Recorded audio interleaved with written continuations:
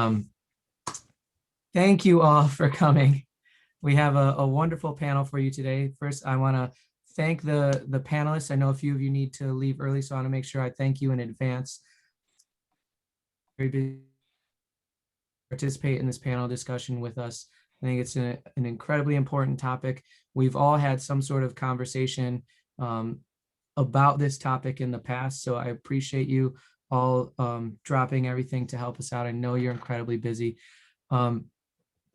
I want to introduce our moderator. Our moderator is Deirdre Young. Deirdre is our Chief Diversity Officer and Assistant Dean for Institutional Equity and Inclusion at the College for Creative Studies. She's a dentist.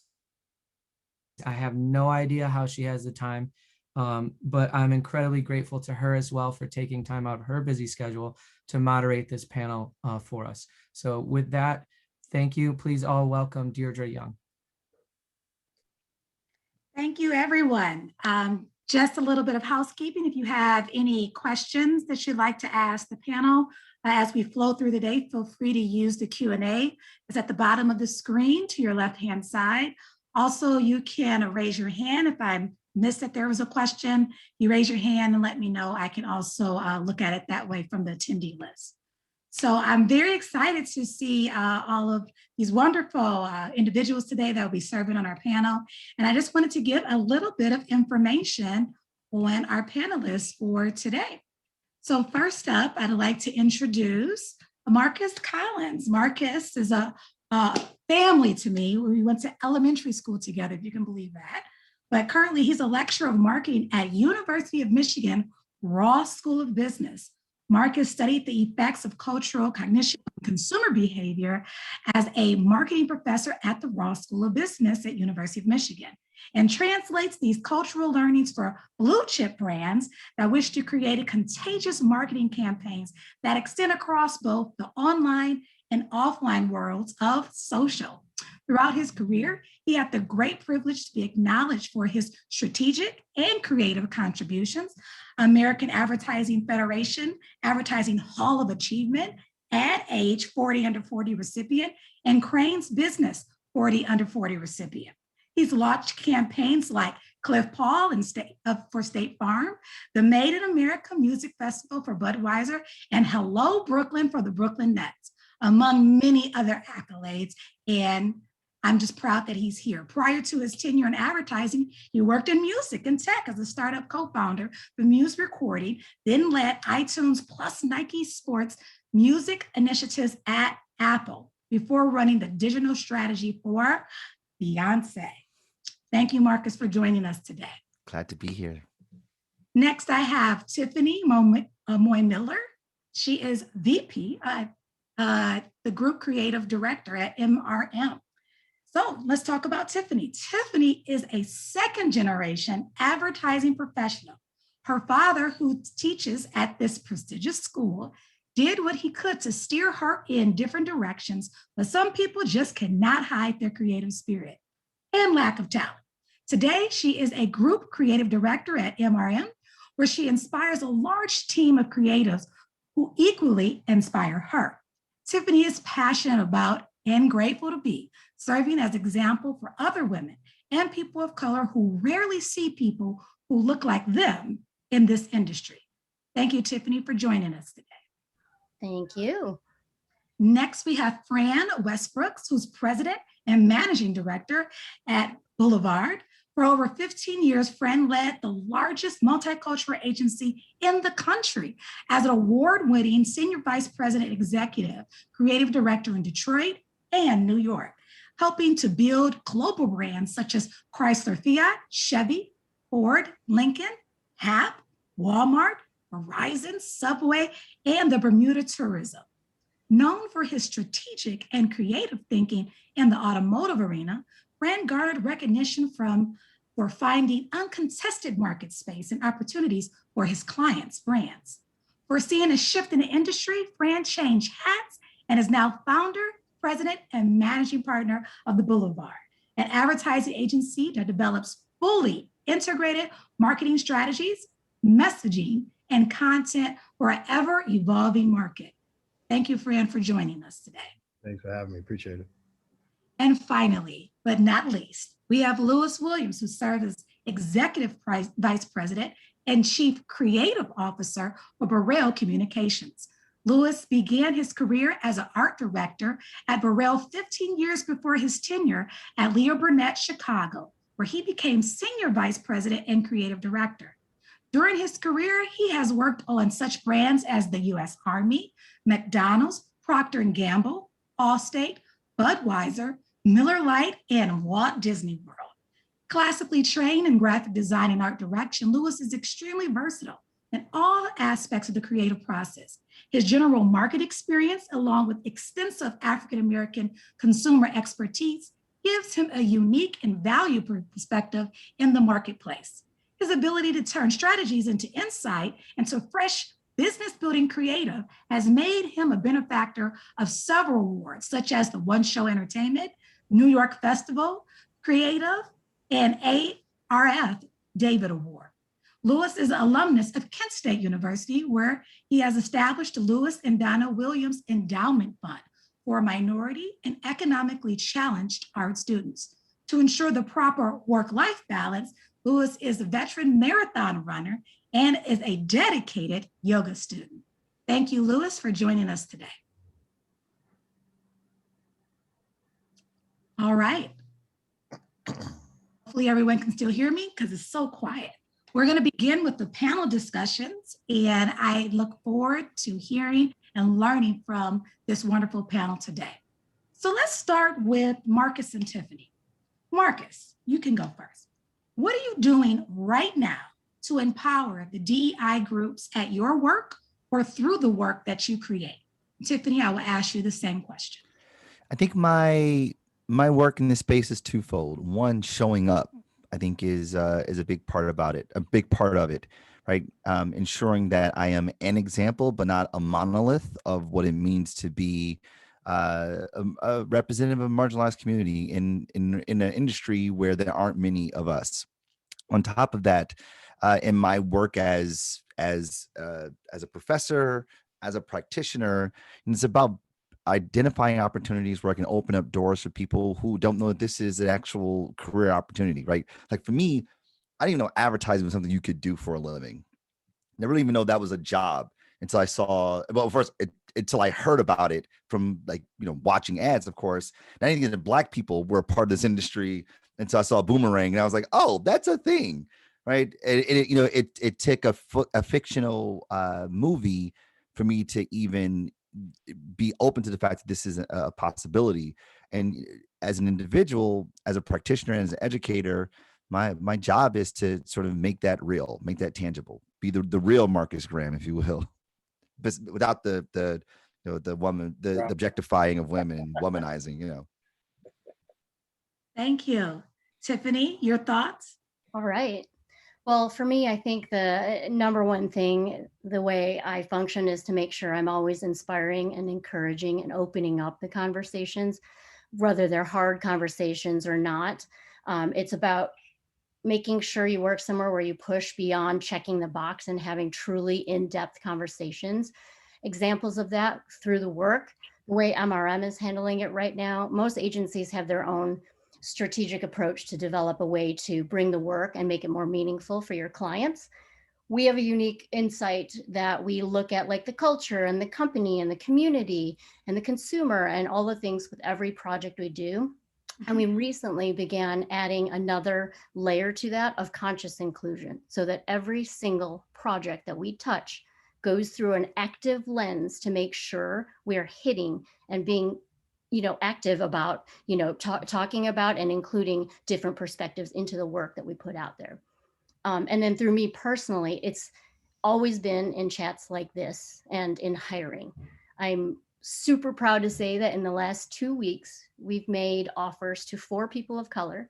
On top of that, of the other 4 that we've made offers to, 3 of them are women, both of which, people of color and women, are not, it's not as equal. It's not like you see on the street. Like, our workplace does not yet match what life is like. And I don't want to stop until it does. Absolutely. Thank you. I agree, Marcus. Visual affirmation is everything. And, you saw that as an opportunity and you said, I can become that. And now you are living it and you're teaching about it. That's amazing. Tiffany, conscious inclusion, absolutely. In hiring practice, when we think about policies and procedures, you also have to think about as an HR lens, not just in the at work that you do. So thank you for lifting that up because it's also about who's in the room making the decisions, which is a good segue into my next question. Louis, at your first agency job, what was the physical makeup of that team? Did this affect you? If so, how? And is it different now? Well, my very first job, it was two of us. I was a young production artist and the receptionist. That was it. That was it. Did it affect me? No. I mean, I grew up in the South, and I just kind of how it was, right? But you go in a situation like that, there's always enormous pressure. Is that you're representing the entire race? You know what I mean? So I always was on my good behavior because in my generation is like we carried that weight. You know what I mean, with understanding. So I just want to make sure I want to represent us well as a people. But I was able to, I think a lot of it has to do with just personality and being from the South and being able to negotiate that space and, go in and out of code switching and all of that kind of stuff.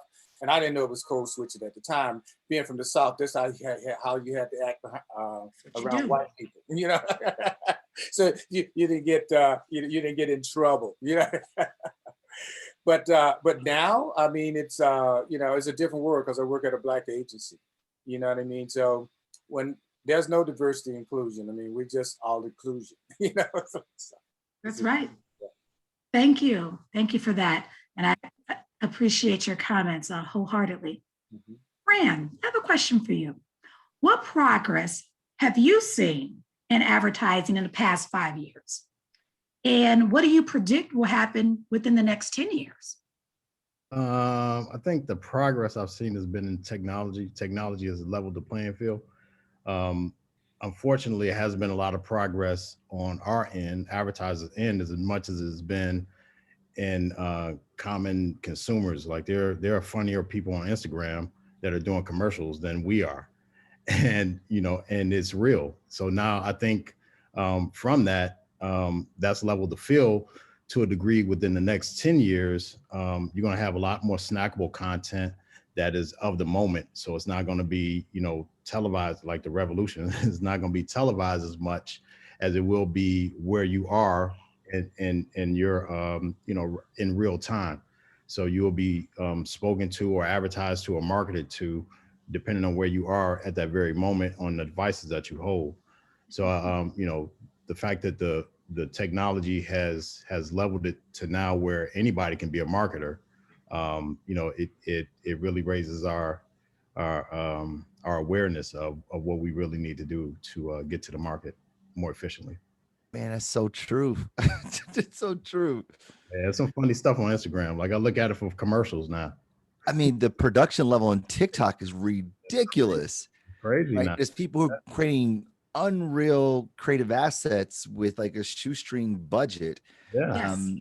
And we have resources. We've got we have all the machinery, all the technology to make it happen, and our stuff is not even parody. That's an eye-opening thing. It's not. It is. It takes twice as longer. I mean, these kids are doing That's this right. in 4 hours, and we're telling the client 2 weeks. That's right. For the same thing. It's like, yo, we need to really take a deep dive into how we get more efficient. Amen. Absolutely. Thinking about ads, Marcus, do you remember a specific ad that felt like it communicated to you? What was it? What was it about? Oh yeah. It's the shoes. It's got to be the shoes. The Morris Blackman and Jordan, the brand Jordan was the Jordan 3s. I think it was the black cements with Spike Lee and Michael Jordan. It was that. I mean, that was, to me, that is the kind of work that I've always aspired to do, where I'm not creating ads, I'm creating cultural product. I mean, it became a part of how I talked. It was a part of like my lexicon growing up in Detroit, right? as much as I hated Michael Jordan, loathed this man. Sorry, Lewis. I think you're in Chicago. I understand. Loathed this man. Loathed him. So I'm a bad boy Detroit Pistons fan. Loathed him, but you got to give respect. Respect is due, right? I had a pair of Jordans. I wore them begrudgingly, but you know, you had to be fly. And that was the thing, is that ad, to me, it captured the cultural zeitgeist in a really powerful way, and became a part of how we talked and how we framed what was considered in, what was considered out. It helped us legitimate things. And that, I mean, that was the first ad that I can like tangibly remember being like, that is dope. Mhm. What about you, Lewis, and then Tiffany? Is there a specific ad that you felt just communicated to you? And tell me a little bit about why. Well, for me, I go way back to before I knew I was going to be doing this. And Budweiser did an ad where they had an umpire, a black umpire, get promoted to play in Major League Baseball. And at that time, there was baseball was lily white, especially when it came to umpires. And just to see a brand that take on something so bold. But what really got me in that spot was that we know in baseball how the umpire makes a call and then the manager runs out and gets up in the face and they argue like that. And this black man, this white guy runs up to this black umpire and gets right in his face. And that black man looked at him and said, "You out of here." I said, "Oh my God." The black man just threw out a white man on TV. I hope that a brand let that happen. I've been drinking Budweiser's ever since. So, Wow. What about you, Tiffany? Any particular ad that spoke to you, and tell me why? Oh, yeah. So I'm going to take a jog because I understand, like, these are great examples. I'm thinking of a very specific example that's relevant to this conversation in the terms of diversity, inclusion, and advertising, and what we do and what's out there in the market. So I'm going to take us way back to 4 days ago, Monday, International Women's Day, right? David Miami put an ad out there that we got to talk about on this panel. Oof. So I'm going to go backwards to make my point. I'm going to start with the tweet that they put out there. The tweet was simply, "Women belong in the kitchen." So if you're thinking about International Women's Day or any day, like that's one thing that's at the top of the things you don't ever really want to hear, ever. So the Twitter sphere went crazy, but what the Twitter sphere didn't know, and Burger King soon ended up having to address, was that the print ad to match that tweet also read, "Women belong in the kitchen." But the print ad went on to say that if there's a professional kitchen, whether it's a fine dining kitchen, a food truck, or a Burger King kitchen, women freaking belong there. And the whole point of the ad was to shine a light on the fact that an abysmal 24% of chefs in America are women. And then the ad went on to explain that because of this completely unjust, unequal situation, they're creating an entire scholarship to help more women get into the kitchens and stay in the kitchens and own their, humanity, own whoever they are. So if you go back, there's been all sorts of banter about it on, Twitter, in the ad world, and all the publications. And while people were calling Burger King, calling on them to take the tweet down, take it down, they doubled down, they leaned in, and they said, hell no, we'd be foolish to delete a tweet that's bringing this much attention to the inequities in the kitchen. So they left it up there, and they didn't care what Twitter was saying. So, the question is, did they get the tweet wrong? Was it a colossal mess up, or was it brilliantly planned out to kind of inspire the conversations and bring something to the top? The whole point, and the reason I wanted to speak about that, was because, when it comes to diversity and inclusion, doing something actionable is not always easy. Getting it right for everyone is damn near impossible. Somewhere along the way, you're going to make a stand and have a naysayer and piss somebody off. It's just not going to resonate well with them. But the fact of the matter is that there are people out there who are trying to spark the conversation. That is what should be recognized. Not necessarily if they did it wrong, but that they tried to do something. But that's something that, as in the industry and as leaders, we're always balancing. Are we going too far? Is it too much of a stake? But I think that it would be great if more people just tried to do it and started the conversations. There's some gray in there. There are areas where you can get it completely wrong. But for the most part, I feel like brands who are trying to have the conversations are in essence trying to do the right thing. Absolutely. And that definitely sparked lots of conversation. I think you're correct. Twitter went wild. Crazy. And I always wonder what was the true intention behind that, and get the type of and attention that they wanted. I know Lewis has to go soon. So I wanted to ask one final question, Lewis, before you leave.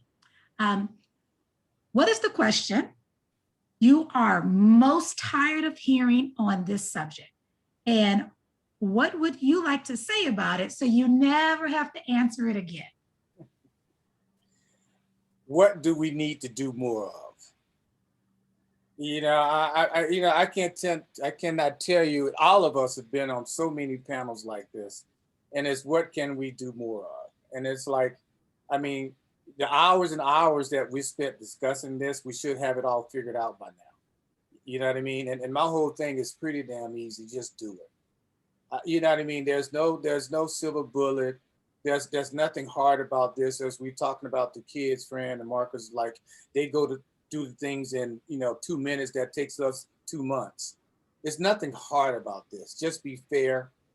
Take a kindergarten attitude. You know what I mean? Treat a kid like you want to be treated. There's nothing hard about that. So, but all of us talk about this and talk about this. I'm just, I'll never get sick of talking about it because you can't stop. No. You know what I mean? But again, it's just not that hard. It really, truly isn't. It isn't, and it really isn't. why is because it's the right thing to do and it's the just thing to do. It's just human beings. Remember, we have to have somebody to hate or whatever, but it really isn't hard. It is so easy, just treat others like you want to be treated. Simple. Absolutely. Well, thank you, Lewis, for your time today, and thank you for being a part of this. All right, I have to run, but Marcus, I'm going to get that microphone, man. I love it. All right, friend. Nice seeing you again, man. Yeah, good seeing you. Bye-bye. Bye. Take care. Bye-bye. So my next question is for Fran. Fran, Yes. how does diversity advance the advertising industry? How does that happen? Diversity has always advanced the industry. Like there's no industry without diversity. And going back to Lewis's point, you go back to Spike Lee and Marx's point, you go back to Spike Lee and Michael Jordan, it's all borrowed interest. It's all borrowed cultural interest. Anything you look at, any brand that we think is really dope, you look at it and this borrowed cultural interest is from Nike to Coca-Cola to Red Bull. It doesn't matter. It has nothing to do with color. It's just the fact that they borrowed the culture and they brought the culture into the brand. So it has always been a part of brand DNA. It's nothing new. Now we're just more conscious of it, but it has always been, diversity has always been the fuel behind advertising, because it's a reflection of what you want to be, not necessarily what you are, but what you want to be. And most of the time, you want to be culturally inclusive and, be part of the cool kids club. And that's what brands do. They borrow from the coolest parts of the culture and apply their brand to it. Thank you. Absolutely. I mean, you have to have it in order, in my opinion, to even be successful. Yeah. To acknowledge, you have to study and have a full appreciation. Thank you for that. Yeah, no problem. Marcus and Tiffany, same question. What challenges have you faced in your career, and how did those shape you? Well, my career has been nothing close to linear. I mean, I started off as an engineer because I thought polymers were cool, until I realized that wasn't the case, or at least not the best way to describe polymers. So I went to the music business, did a startup that was going okay until it didn't. So I went back to school to get my MBA to figure out this disruption in the world of business that we now know as digital. Then I went into marketing. Then I went into the advertising world.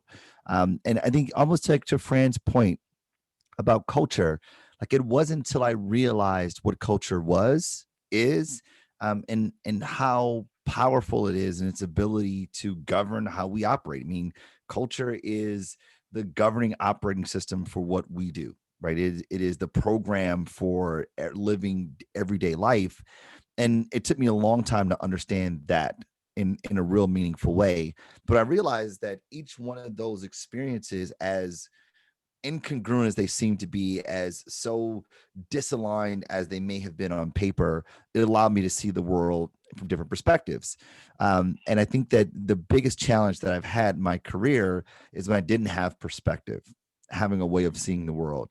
And as we think about, to your question for Fran about, the importance of diversity, the importance of DE&I when it comes to our industry, it's really about being able to adopt the perspective of other people, right? That's empathy at its core, being able to see the world through the eyes of other people and make meaning of the world as they do, so that the messages that we put in the world, the cultural product that we put in the world on behalf of our clients, the brands, are congruent with the way they make meaning based upon their meaning making frames that is governed by their cultural subscriptions.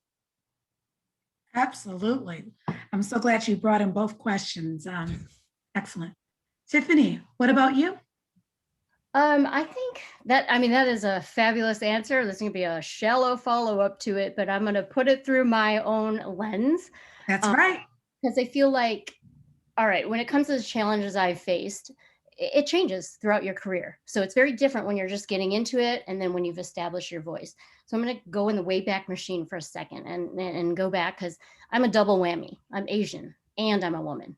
And now I'm a mom, and that further complicates the story. But I'm going to stick to the biggies of being an Asian and a woman in this industry. As an Asian, like, I've actually been asked to sit in meetings on accounts that have nothing to do with, I don't work on it, I don't touch them. And I've been told it's because you're Asian. We need a token in that room, go sit there. I've been told I speak English very well. I'm fourth generation American born on my daddy's side. And I'm like, yeah, I speak English well, and then I'm constantly told I'm pretty vocal as an Asian, because, I'm supposed to be submissive, shit like that. But as a woman, I feel like I've been left out of major agency opportunities. I've been passed over for promotions. I've been left out of important conversations, made less money than my male counterparts. It goes on. I've been excluded from being invited to the booby bars. But the worst part is when I'm emphatically invited to them because the clients want me there. So, things like being told I'm emotional, I've been told I'm bitchy before, but all of that was early on in my career, and it helped shape who I am today and how I lead. That's right. It made me angry. It made me stronger. It made me more vocal. And I will use whatever platform I have, including this panel tonight, to shine a light on those inequities and make sure that, what it really did was it gave me my guiding light as a leader. It's given me purpose for how I want to lead. I want to fix those inequities. Tim, that is a perfect answer. That is like powerful. I mean, it's so spot on. I mean, I remember starting off, not even starting off. Like, I remember, like, as of like 3 years ago, Right. feeling like I didn't want to ruffle any feathers.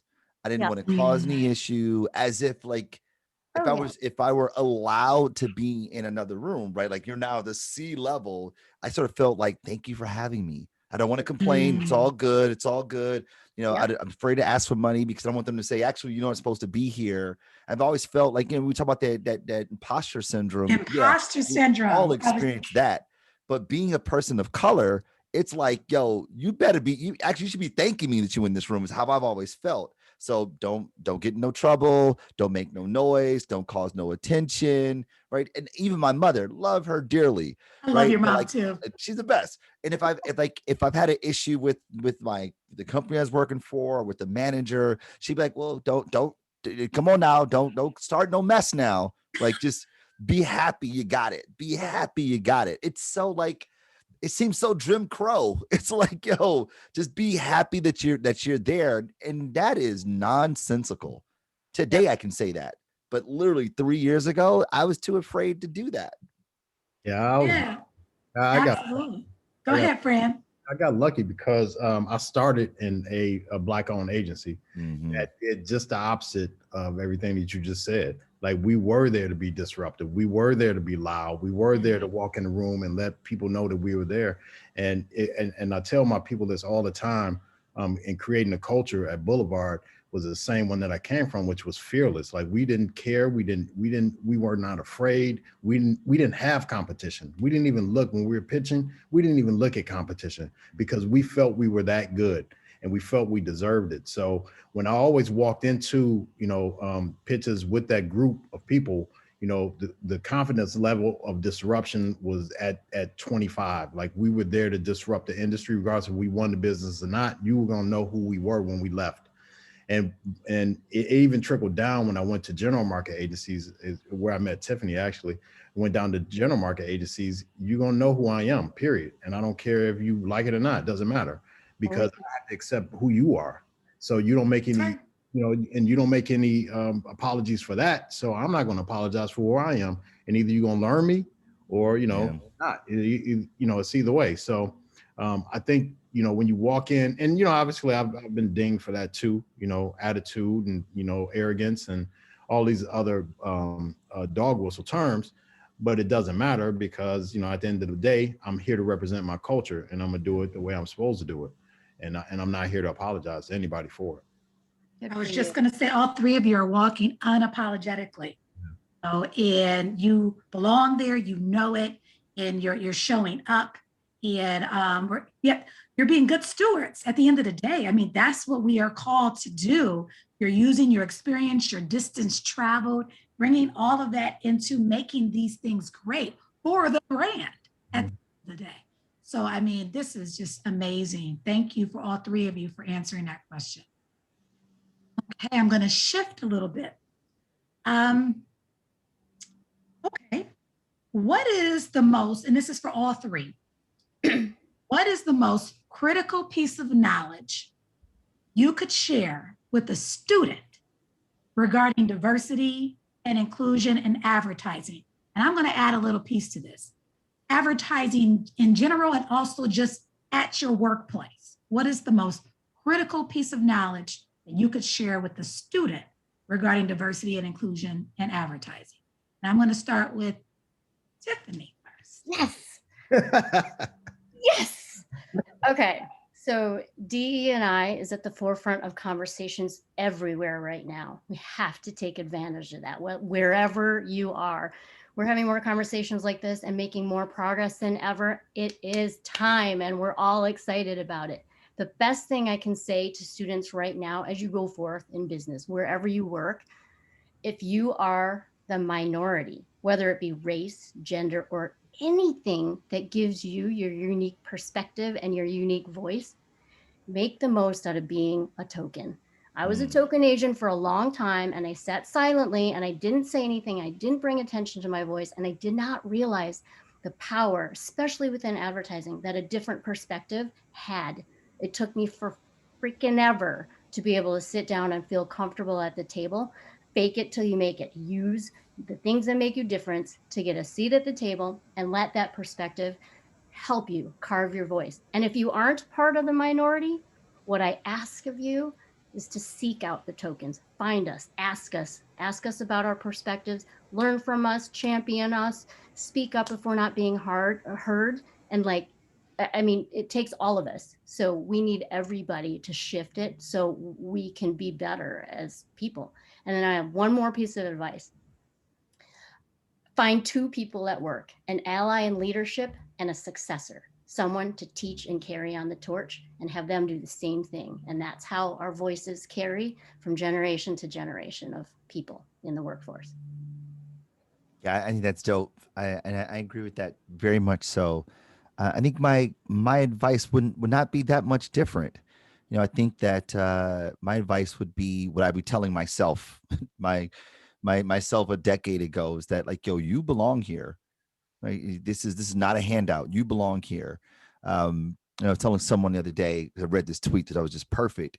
They were like, I'm trying to negotiate, this offer that I got. I was like, negotiate like you're a mediocre white man, a cisgendered mediocre white man. Negotiate your salary like that. right? It's like you belong here just as much as anybody else. So when you show up, like you show up like Mr. Westbrook, right? Show up swag on 100,000 trillion, right? Like you got to show up like you belong. And the thing is, just to borrow another Kanye reference, it's like there's 1,000 yous, but only one of me. So how the heck can you front on me, right? Like, you're there for a reason, and so you should, show all the dopeness you got. Because you have it. It's there. That's right. Shine, illuminate the room. Right. It's there. You are talented. You are gifted. You belong. You belong. You belong. Say it. That's right. Yeah, absolutely. Fran. Yeah, I think I would. Piece of advice. Yeah, I think I'll round it out by saying, understand your ignorance, and then use it to your advantage. Meaning, if there's cultures that you don't know about, just learn about them, as Tiffany said. Understand them. But then, the biggest part of coming in as a young blood is that you don't know what you don't know.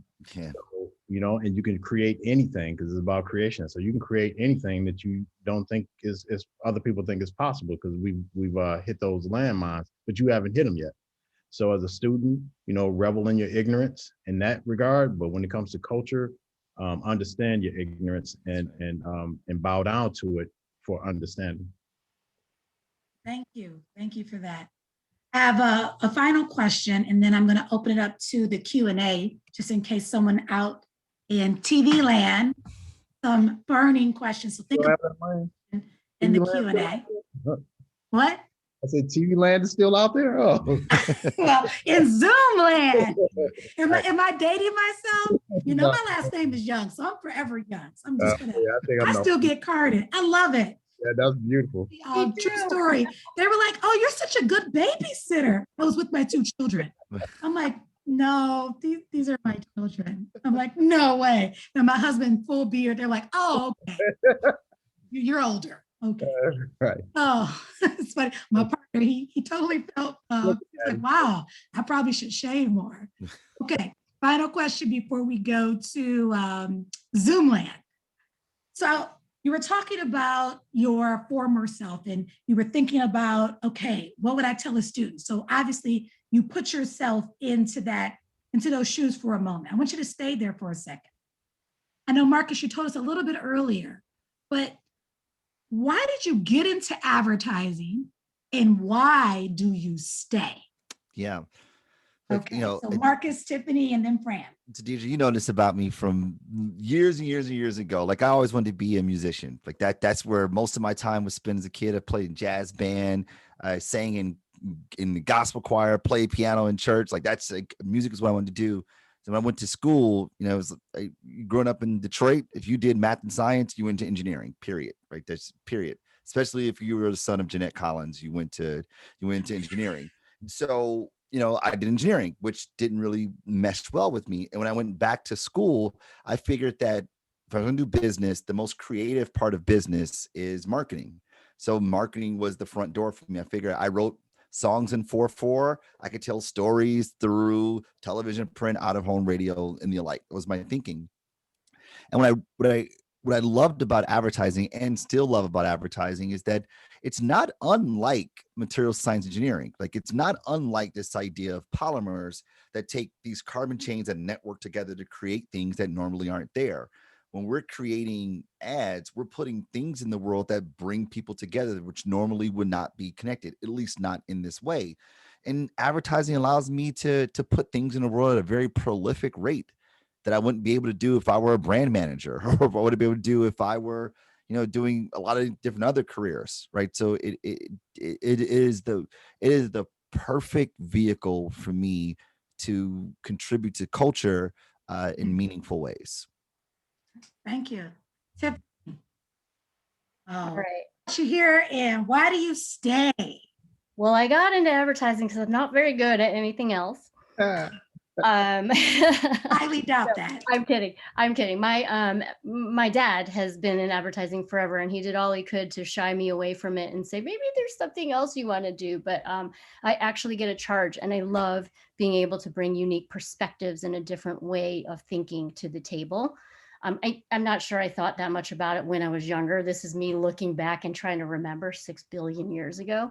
So, back in the day, it was, seemed a lot of fun. I got to go to the Miami Ed School where there were beaches and bars and fun stuff going on. So that enticed me to stay a little longer. But I really did love the creative process. And I loved, I've always had a way of, I guess, thinking differently or approaching things non-traditionally. And that is what gave me a charge. Through time, coming up in the business, I've lived in so many different cities and learned everywhere I went. What keeps me in the industry now is actually a sense of responsibility. I've learned to have grown this voice as being a diverse woman in this business. And I've had opportunities to speak on the panel at the 3% conference when it came to Detroit. I'm able to mentor people through my office. I'm able to actually shepherd people through their career and career path them. And I realize now how important it is to have young people see other people of color, other women in those positions of leadership so that they can strive and just imagine themselves in those shoes. I love the fact that I am serving it as an example, because damn it, I made it. I worked my ass off to get here. And I don't want young people of color or of any diverse background to be dissuaded and feel like they can't make it if they really want to. I am here for that sense of responsibility and to still think different and be creative. So, Outstanding. You're doing it every day. trying. After hours, you're still there. Yep. Fran, let's take us home, and then I'm going to go to the Q&A box. Yeah. So I followed a different path. I went to school for mortuary science, and just like Marcus, it just was not fitting. So, long story short, I ended up in LA with a family member who started a production company, and we were producing music videos. And I came back home, and the agency that I ended up cutting my teeth at was looking for a copywriter, and they just won the Chrysler account, and they were looking for a copywriter. So I walked in with a book full of music video treatments. So the creative director at the time asked, well, so you're an art director? And I didn't know what that was. Like, no. Do you do Photoshop? No. Do you draw? No. So, okay, you know what? And these are your ideas? Like, yeah, these are my ideas. He said, okay, I need your mind. I need your creativity. We'll show you how to write an ad. So I literally had an opportunity to walk in the door.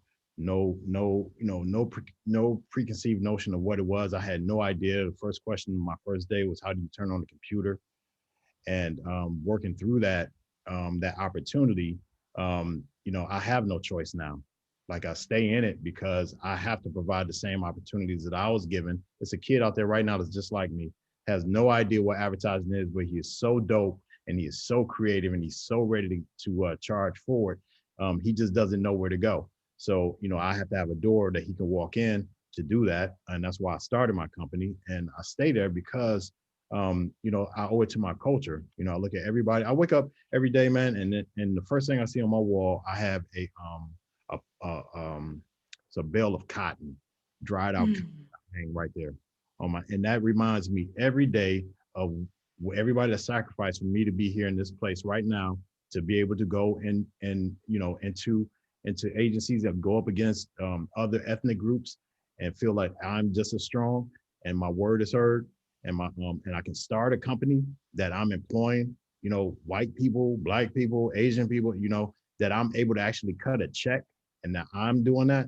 So, and those 15, 30 seconds that we have on TV, that I'm able to represent my culture in its highest light, I don't have a choice but to finish this out and carry the torch and, keep a door open for somebody else. So, Amen. yeah. Wow. Thank you, Fran. That was a great closure to the stock questions. Q&A. Earlier, Lewis had mentioned the word code switching. Someone asked, code switching was mentioned earlier. Can you please explain this concept? You want to take a stab at what code switching is? That's all you, Marcus. All right, so I'll take this chat. So code switching essentially is this. There are cultural codes. That is, there are beliefs, artifacts, behaviors, and language that is the governing operating system for a group of people. So among this network of people, we talk like this, we act like this. Code switching is where I adopt new cultural codes, right? New programming with different people. So in this place, I talk like that. In that place, I talk like this. And then over here, I talk like that, so that I am adaptive to where I am. And growing up as a Black kid in Detroit, Michigan, right, who also swam competitively, right? It was a whole bunch of us swimming competitively, right? I spent my summers in Muskegon, Michigan at Blue Lake Fine Arts Academy. Wasn't a whole bunch of us at Blue Lake Fine Arts Academy as well. So I did a lot of code switching. When I was at the swim team, I talked like one way. When I was with my peoples at Glightly Educational Center in Detroit, Michigan, as well as Cass Tech, I spoke another way. When I was, playing basketball with my neighbors or Northwest Side Detroit, I spoke another way, right? I showed up in environments based upon who was in the environment. And while I actually look back at those moments, and I actually credit those moments as my ability to actually be a better advertiser, because I'm constantly sort of assessing the cultural codes for different people, different audiences, different targets, if you will. But as an individual, as a person, that was actually quite damaging, right? Because like trying to figure out, who am I really? Like, where am I the most like myself? And there's this great poem from a Nigerian poet, and his line that I absolutely love, and I say it all the time, is that when I was with my white counterparts, I felt like the blackest person ever seen before in their life. But then when I was with my Black friends, they used to call me the white boy, right? And the poet says, too foreign for here, too foreign for home, never enough for both. And that's sort of kind of how I grew up, sort of feeling a bit foreign, which made me sort of wonder, who am I?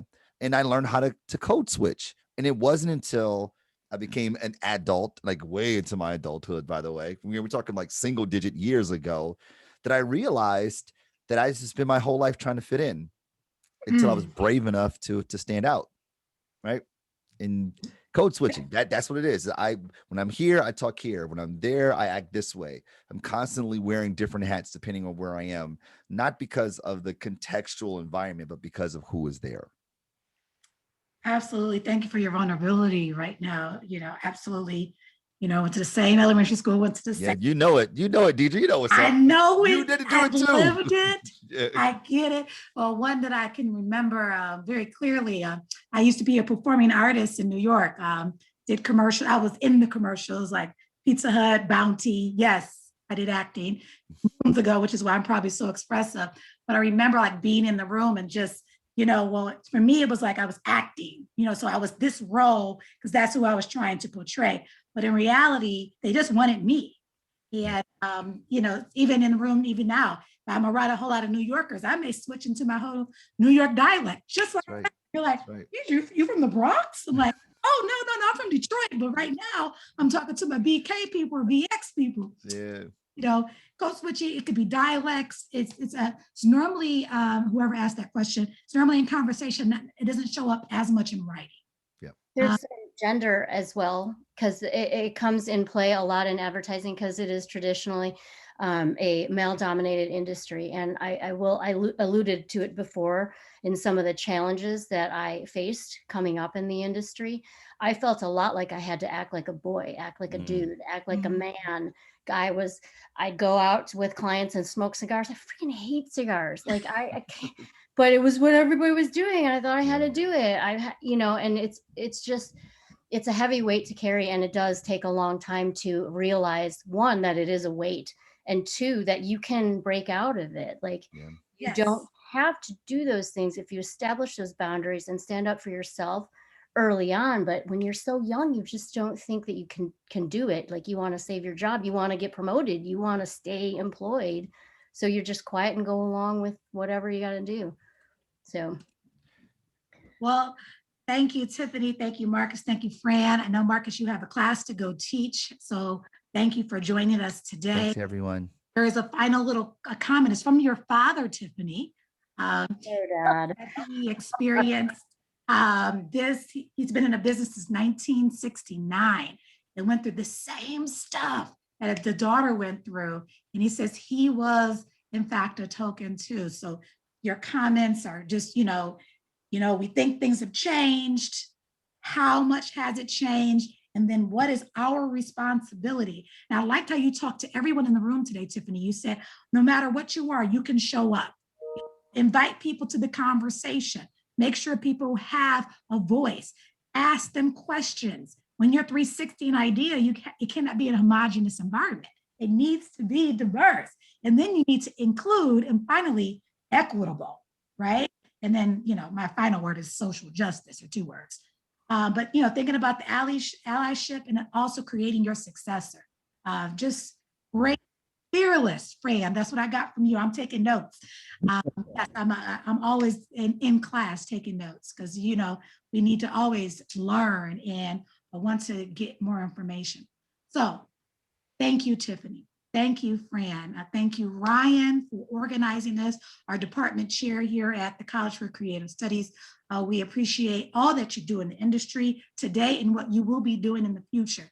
And to our students, we look forward to seeing you in class and your future ads. You have a bright, bright future. Take this information and let it steer you in all the directions that you will go. Oh, the places you will go. Ryan, did you have any last words for the department? I don't. I really can't add anything more than you guys have talked about, other than greatly I appreciate all of you. Lewis and Marcus and Tiffany for still being here. Deirdre, I couldn't have asked for a better moderator. Thank you so much for your time.